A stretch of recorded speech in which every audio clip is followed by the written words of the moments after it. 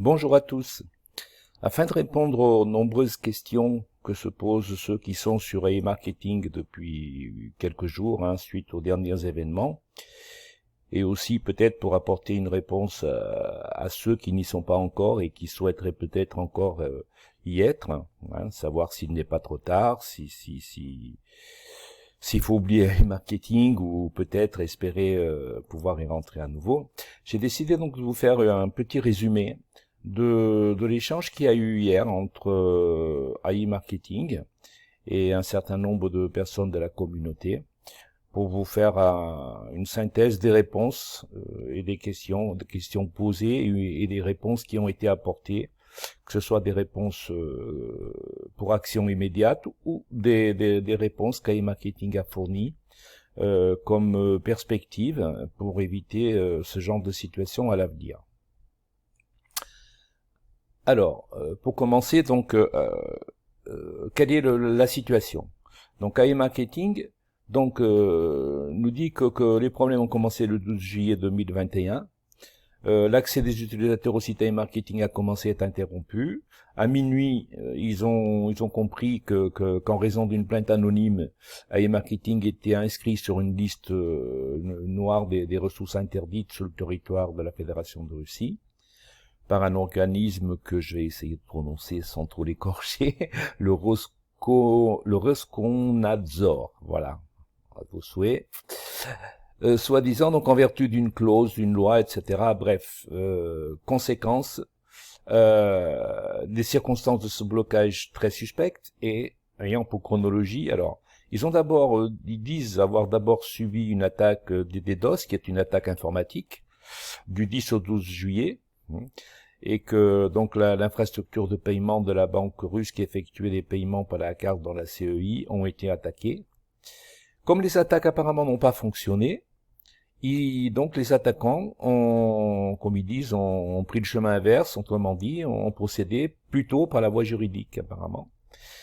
Donc, ce qui a entraîné un blocage soudain, sans obligation de supprimer des informations illégales par l'organisme russe, Roskomnadzor. Ensuite, ils disent qu'ils ont été informés par des canaux non officiels qu'il n'y avait aucune plainte réelle contre eux et que toutes les plaintes étaient formelles et que seul un prétexte en fait était nécessaire en quelque sorte. Voilà, on le sait, ils disent ne pas savoir aussi qui a lancé tout ce processus, qui est derrière tout ça. Et donc, conséquence aussi, alors on n'est pas trop concerné, mais lorsqu'on essaye d'accéder au site depuis la Russie, donc il est indiqué que le site est bloqué conformément à la clause 15.3 de la loi fédérale sur l'information des technologies d'information et protection de l'information, etc. Donc pour diffusion d'informations contenant des appels et des émeutes de masse à la réalisation d'activités extrémistes. Ben voilà, rien que ça. Alors c'est vrai que quand on voit l'activité d'AI Marketing, oui, ça paraît... En tout cas, voilà, c'est ce qui semble s'être passé. Voilà pour la situation. Alors, concernant les problèmes ou le problème. En premier lieu, le site web donc n'a pas été accessible à partir de la plupart des fournisseurs d'accès Internet en Russie. Les clients du monde entier n'ont pas pu se connecter à leur compte ouvert sur Google ou VK car les ressources bloquaient les connexions au site web interdit. L'infrastructure globale de paiement a été affectée. La communication par les API, qui sont des interfaces informatiques entre les différents systèmes, avec les banques qui utilisent les paiements ainsi qu'avec les sociétés de paiement qui effectuent des paiements de cashback aux clients a été interrompue. Et tout cela peut entraîner des retards, d'après eux, dans le crédit et les retraits des fonds. L'autre conséquence, c'est les opérateurs de cashback ont arrêté les paiements de cashback jusqu'à ce que le Roskomnadzor lève le blocage. Et après qu'ils aient été mis dans la liste noire, les services de leur compte ont été suspendus jusqu'à ce qu'ils résolvent le problème du blocage. Les ventes continuent d'être comptabilisées, mais les retraits des comptes de cashback auprès des agrégateurs sont limités. Cinquièmement, les opérations de la blockchain ont été arrêtées. Ils disent ensuite que dès qu'ils ont reçu des informations concernant le retard dans les paiements de cashback de la part des agrégateurs de cashback, ils ont été contraints d'arrêter le paiement à l'avance du cashback. Oui, alors en effet, EA Marketing a un fonds, et donc ils disent que qu'habituellement, en fait, ils versent un peu ils versent en avance le cashback avant même d'avoir reçu les fonds.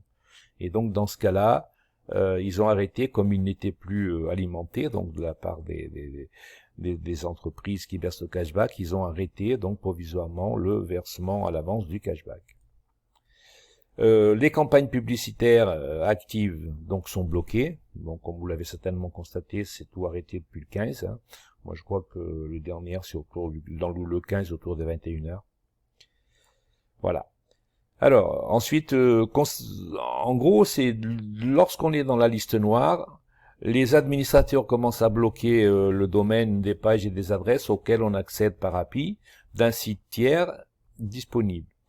C'est ainsi que la connectivité est rompue avant même que la société de paiement ne découvre que le site est sur la liste noire. Donc apparemment, c'est progressivement donc que les sociétés sont aperçues qu'iMarketing était sur une liste noire et ne voulant pas compromettre leur réputation, ils ont arrêté apparemment de verser le cashback. Voilà pour les conséquences et pour le problème, en gros, que iMarketing a affronté. Donc, pour résumer, alors je fais un peu un petit commentaire un peu à part. C'est donc on voit bien qu'il y a eu d'abord une attaque technique, donc par une attaque des DOS, et apparemment comme le système, alors c'est, je dirais presque rassurant, parce que le système, la sécurité du système d'iMarketing ont empêché ces attaques, et donc apparemment, c'est vers l'aspect juridique que se sont tournées les personnes qui sont à l'origine de cette attaque. Ce qui vient un petit peu, vous voyez, corroborer ce que j'avais un peu annoncé, vous savez, quand j'avais dans ma vidéo sur le futur iMarketing, où j'avais bien insisté que iMarketing serait victime non pas des aspects techniques, mais plutôt de par la réaction des institutions. Alors, je ne sais pas si ce sont des institutions qui sont là derrière, mais en tout cas, on voit bien qu'il y a une volonté de nuire.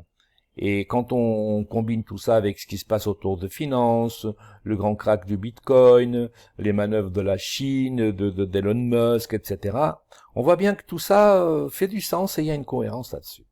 Donc voilà, c'est un peu pour résumer, c'est un peu ça. En tout cas, de mon point de vue, hein, je prétends pas détenir la vérité, mais c'est ma façon de voir les choses. Alors, quelles mesures ont été prises dans l'immédiat par iMarketing? Comme ils le disent, donc des mesures ont été prises pour établir l'accès aux comptes. Donc ils disent qu'aujourd'hui tous les comptes sont désormais accessibles. Alors c'est vrai que moi j'arrive à me connecter. Alors comme ils le disent, les ventes sont arrêtées, mais l'accès au robot fonctionne. D'ailleurs, il y a un truc qui fonctionne en temps réel toujours, c'est le cashback. Quand vous faites des versements, le cashback, il est à jour dans l'onglet cashback. Là où les ventes sont arrêtées le 15, si vous voyez le cashback versé, eh bien, il fonctionne normalement. Ensuite, donc, l'acheminement des messages d'API, des API avec les sociétés de paiement est en cours de modification afin de rétablir le fonctionnement sans interruption de l'infrastructure de paiement du site web. Donc, ils prennent des mesures pour rétablir les API et permettre à nouveau les échanges entre les différents systèmes. Alors, chose intéressante, je vous l'ai mis en vert parce qu'ils nous disent qu'ils vont lancer une nouvelle plateforme de cashback indépendante, analogue à Letyshops, de sorte que leur trafic passera par là et que ce trafic ne sera pas bloqué par les agrégateurs, comme on dit, les intermédiaires qui versent le cashback. La plateforme, ils disent que la plateforme est techniquement prête. Voilà, nous connectons la nouvelle plateforme au programme de cashback, au réseau CPA, etc. Donc, ils sont en train de mettre en place une plateforme de cashback indépendante. Tous les cashbacks seront payés immédiatement après la décision de retirer le site de la liste noire du Roskomnadzor. Alors, apparemment, il semblerait qu'ils n'y soient plus, en fait, sur la liste noire, mais que le prétexte suffisant, ils sont toujours bloqués, en fait. Donc je sais pas comment ils vont procéder pour la suite, mais en tout cas, ils annoncent une volonté de verser tous les cashbacks dès qu'ils seront plus bloqués par l'organisme russe. Concernant les comptes et soldes publicitaires eux-mêmes ne sont pas perdus, mais les campagnes publicitaires doivent être recréées pour les nouveaux domaines. Donc ils disent qu'ils vont devoir recréer toutes les campagnes, mais que tous les soldes publicitaires qu'on avait seront préservés et réutilisés. Voilà, les nouveaux domaines sont en cours d'enregistrement. Des campagnes publicitaires pour les budgets non dépensés commenceront à être créées progressivement au fur et à mesure du lancement des nouveaux domaines. Ils ont présenté un plan donc pour normaliser la situation. Premièrement donc, comme je vous l'ai dit, lancement d'une nouvelle plateforme de cashback. Deuxièmement, lancement de campagnes publicitaires pour des nouveaux achats de publicité. Ensuite, alors oui, une recommandation, donc je vous l'ai mis en rouge parce qu'elle est importante.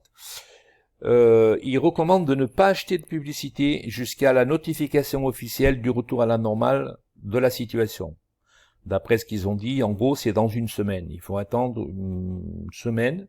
Et en tout cas, eux, ils estiment que d'ici une semaine, les choses seront redevenues à la normale. Donc voilà, en attendant, il faut rien faire, aucun inversement, voilà, il faut tout arrêter. Ensuite, vont recréer des campagnes publicitaires existantes pour les budgets non dépensés. Donc le budget que vous aviez au moment où ça a été arrêté, vous devriez les retrouver normalement. Quatrièmement, donc intégration du traitement chinois pour les paiements en RMB, intégration de traitement de l'UAH et de l'euro pour minimiser le risque de rencontrer des problèmes similaires à l'avenir. J'avoue que je sais pas trop de quoi il en retourne, mais a priori, bon, ça semble être une mesure pour garantir la stabilité du système et des paiements, quoi. Voilà. Mais j'avoue que je suis pas très au courant de ça. Voilà pour tout ce qui est des mesures prises. Et puis, bien sûr, appel contre la décision de Roskomnadzor de placer le site web sur la liste noire. Donc, iMarketing, effectivement, dit que toutes ses équipes d'avocats et son équipe juridique sont à l'œuvre pour régler le problème. Il y a quelqu'un dans les questions-réponses même qui a proposé de l'aide d'amis avocats et tout, iMarketing a gentiment décliné en disant qu'ils avaient les moyens et qu'ils avaient de quoi pouvoir eux-mêmes faire face à la situation. Voilà.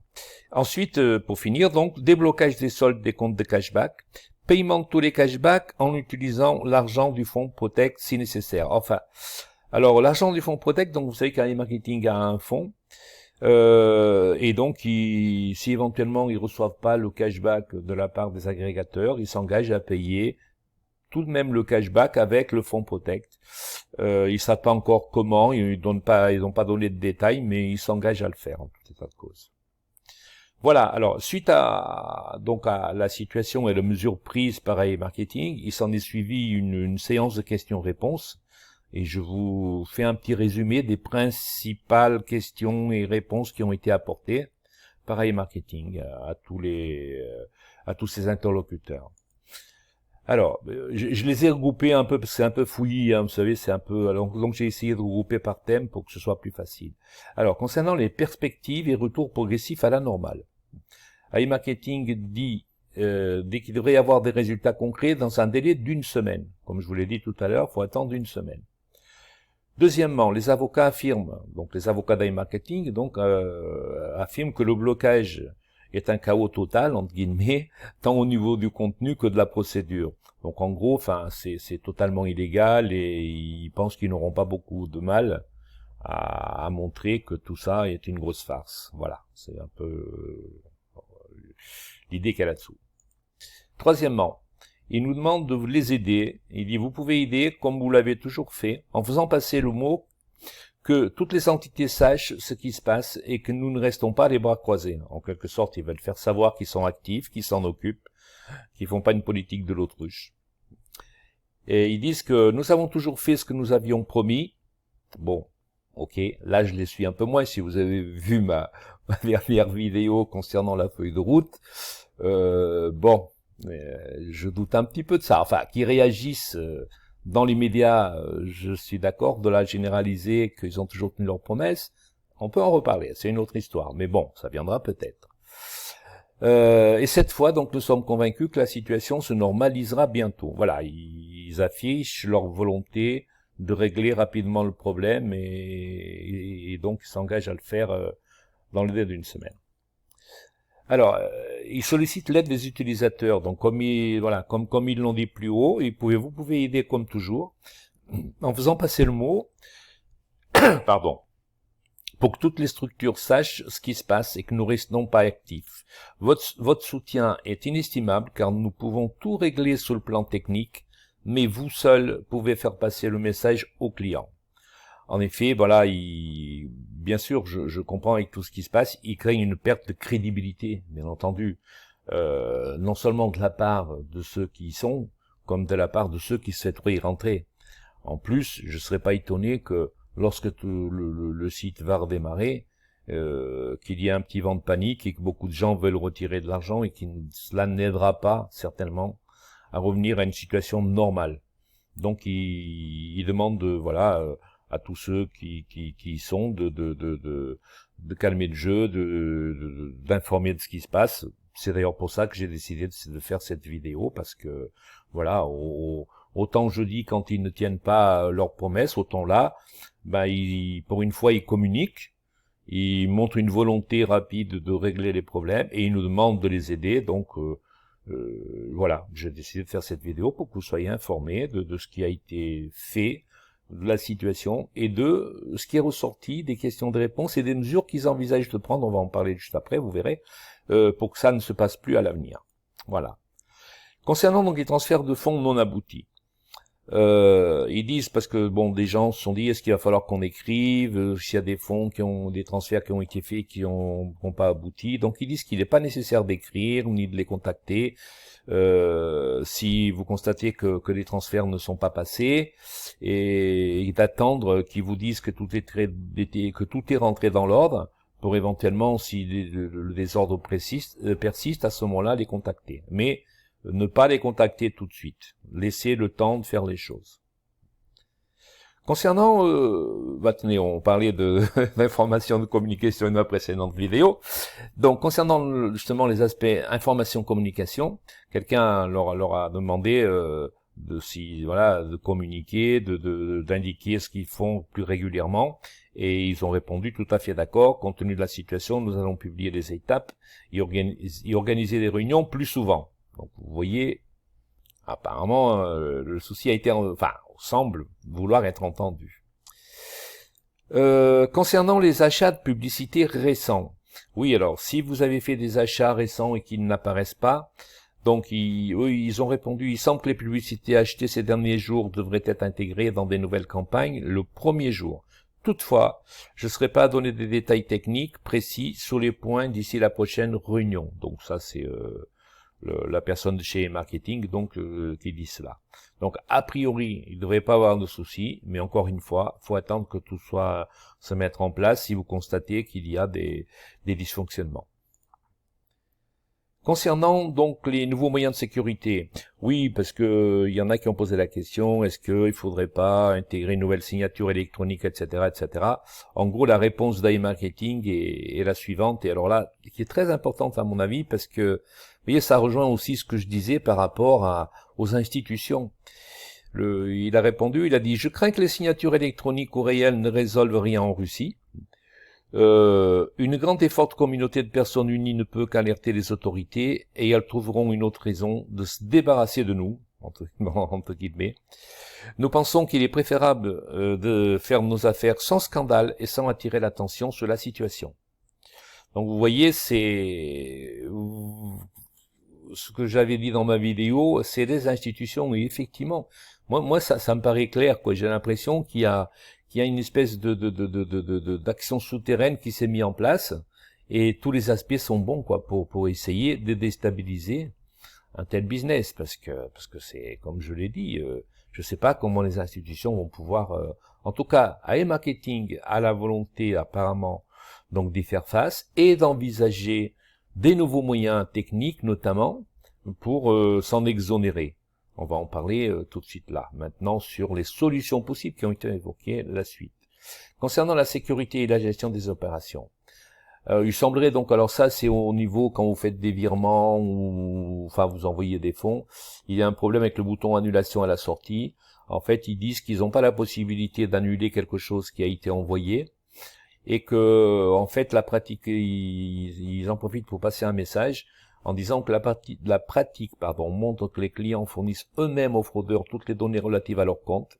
Ils donnent des captures d'écran, des photos, des vidéos, l'historique des transactions, enlèvent l'authentification Google. Bref, l'ajout, ils disent que l'ajout d'une adresse électronique ne sera pas utile dans ce cas. La personne est également autorisée à accéder à son courrier électronique. Ils demandent d'envoyer des informations spécifiques si jamais, avec des exemples et tout, s'il y avait un problème, avec des copies d'écran, etc. Bon, mais pour l'instant, voilà, il faut attendre un peu que tout ça redémarre pour qu'ils puissent ensuite traiter ce genre de problème.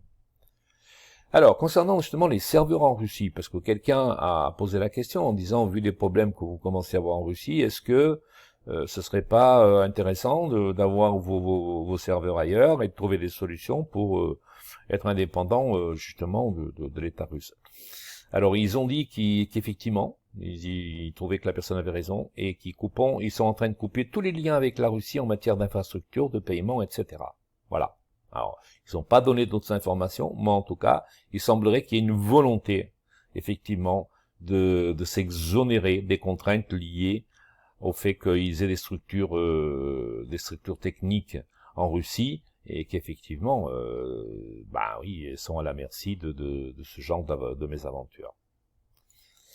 Concernant les nouveaux enregistrés, donc quelqu'un a demandé si effectivement il fallait continuer à promouvoir e-marketing et si on pouvait continuer à faire de nouveaux enregistrements, de nouvelles personnes. Alors leur réponse a été, s'il vous plaît, attendez une semaine ou plus pour revenir à un fonctionnement normal. Il n'y a absolument aucun problème avec les nouveaux enregistrements, mais nous vous suggérons d'attendre que les choses redeviennent ce qu'elles étaient avant. Et ils ont confiance et espèrent qu'effectivement tout redevient normal et incitent les gens à s'inscrire, les nouveaux rentrants, et que tout, d'après eux, voilà, ils comptent sur nous pour promouvoir AI Marketing en ce sens. Concernant Payer aussi, il y a eu une question sur Payer. Alors leur réponse est simple. Ils disent, nous ne sommes pas sûrs que Payer revienne ou pas. Ils ont décidé de changer les conditions de service et nous les avons désactivées. Donc ils disent que s'ils reviennent aux conditions normales, peut-être qu'ils les réactiveront, mais en attendant, Payer est suspendu pour des raisons de conditions. Voilà. Je pense que c'est lié aux conditions tarifaires, voilà. Concernant donc le feedback, donc quelqu'un a dit, est-ce qu'on peut continuer, pour revenir un peu à ce qu'on a dit jusqu'à maintenant, du feedback positif à nos partenaires et que la situation va s'améliorer. Voilà, la réponse à e-marketing et que voilà, ils sont sûrs que cela va s'améliorer. Nous espérons que le site sera de nouveau opérationnel d'ici une semaine environ et demande aux gens de rester confiants. Concernant donc une éventuelle proposition de partenariat avec une banque suisse, alors c'est quelqu'un qui a proposé ça, qui disait connaître une banque en Suisse qui était intéressée et qui était intéressée par le projet d'e-marketing et qui avait son propre système de paiement. Alors la réponse à e-marketing, donc la personne s'est proposée de les mettre en contact. La réponse d'e-marketing a été qu'ils envisagent certainement une telle possibilité.